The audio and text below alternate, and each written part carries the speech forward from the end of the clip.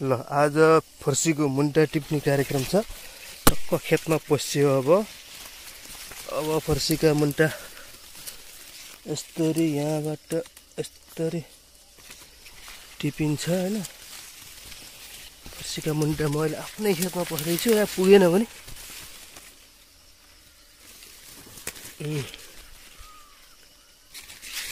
टिपिन्छ मकैको भित्र।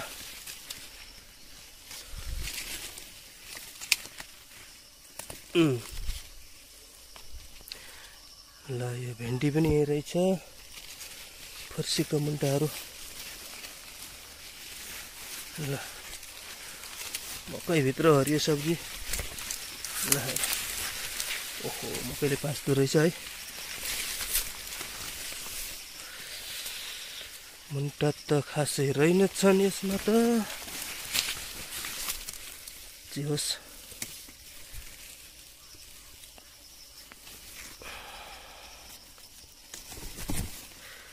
फर्सीको मुन्टाहरू मकै बारीबाट टक्क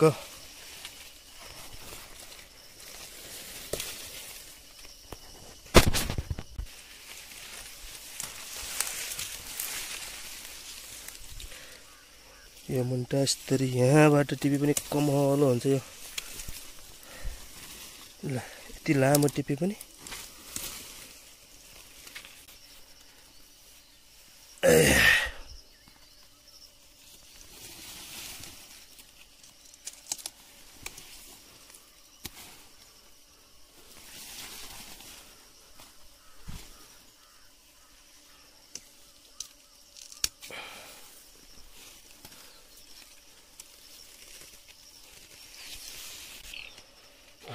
एकैछिनमा यति भइसक्यो।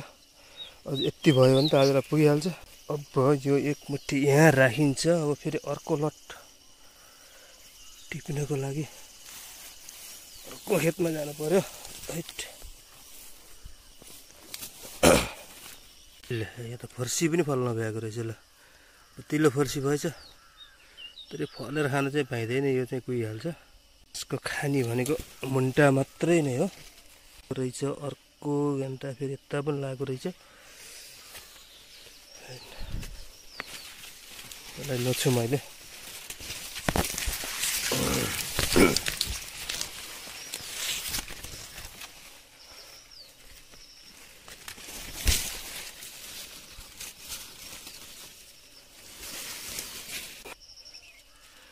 धेरै नै लागेको रहेछ बत्तीला। यहाँ पनि रहेछ तर यो बत्तीला चाहिँ यस्तरी कुहिँदो रहेछ किराले खाएर। अर्को लट यति टिप्यो। दुई मुठा भयो। यति भएपछि पुग्ला आजलाई। अब अझै 2-4वटा मुन्टा टिप्नु पर्यो। त गएर छन् कि छैनन् कि।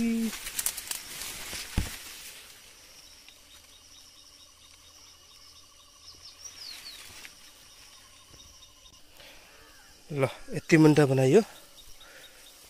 यति बनाएपछि आजलाई मुन्टालाई यस्तरी रसीले बाँधेर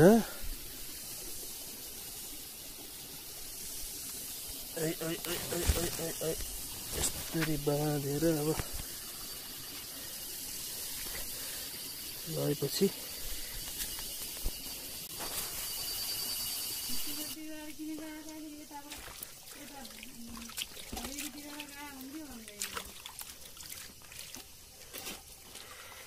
ल फर्सी पखाल्न थालेँ है मैले। खेतको त माटै खाए पनि केही हुन्न। आफ्नै खेतको माटो हो त अनि।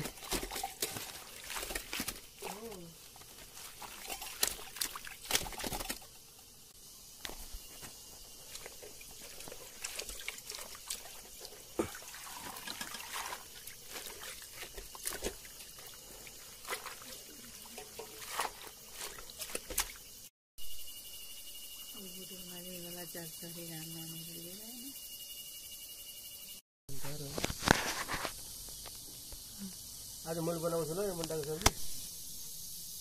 ल आज खेतमा गएर फर्सीका मुन्टा लिएर आइयो आफै गएर हैन। आफ्नै खेतका फर्सी हो भने त आज म बनाउँछु ल यो सब्जी। हस् चिनी हालेर कस्तो दामी तरिकाले बनाउँछु। चिनी हालेर होइन, यो त पानीमा भुटे पनि यति मिठो हुन्छ। तेल घिउ केही राख्नु पर्दैन, नुन चाहिँ राख्नुपर्छ। नुन राख्नुपर्छ कि नुनको ठाउँमा चिनी राख्ने हो आज मिठो बनाउनु। तर भुटो सट्ट ढाकिदियो भनेपछि आज भात खाइन्न जस्तो छ। आज यही मात्रै खाइएला। साथी फेरि निरा उज्यालो भइसक्यो मुला। कहिले कुकुर साथी कहिले बिरालो साथी। काम छैन दिलमा बसेर निराहा। ओए उठ खाइदेऊ। दिउँसो निराहार हुन्छ। तेरो दाइले यहाँ सब्जी बनाउँदैछ अब हेर यहाँ फर्सीको भन्दा।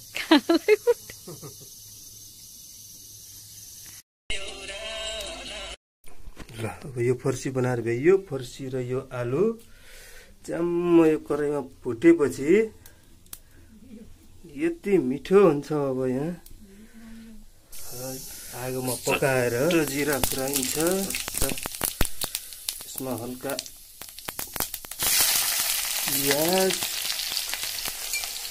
पियाज राखेपछि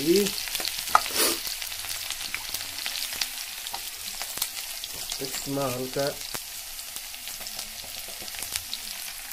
बेसार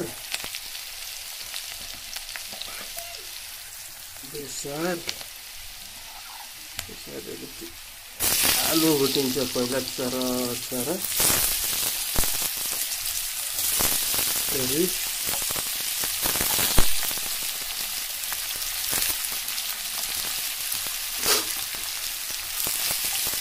के भयो छोरी, भोक लागेर? यसमा हल्का नुन राखिन्छ। नुन राखेपछि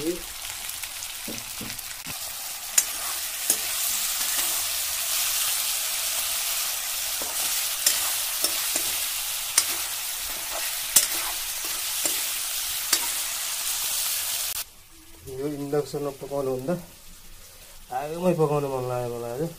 ल आलु हाफ पाकिसक्यो। यति छिटो पाक्छ नि गाउँको आलु हाफ पाकिसकेपछि अब मुन्टा हालिन्छ यसमा। सट्ट लाएर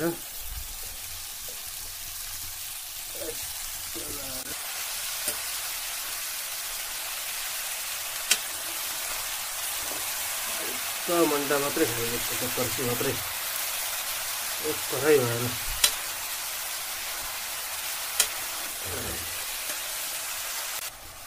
1 मिनट जति ढाकिन्छ चट्ट लाएर यसरी ढाकेपछि आफै पाक्छ। अब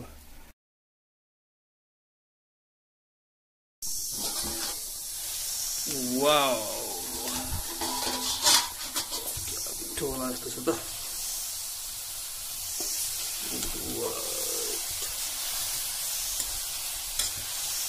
डढे जस्तो छ।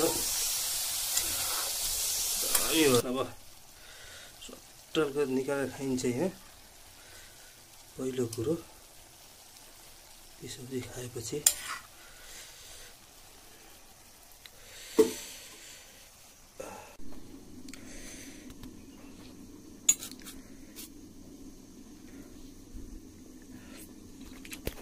वाओ क्या दामी भएछ।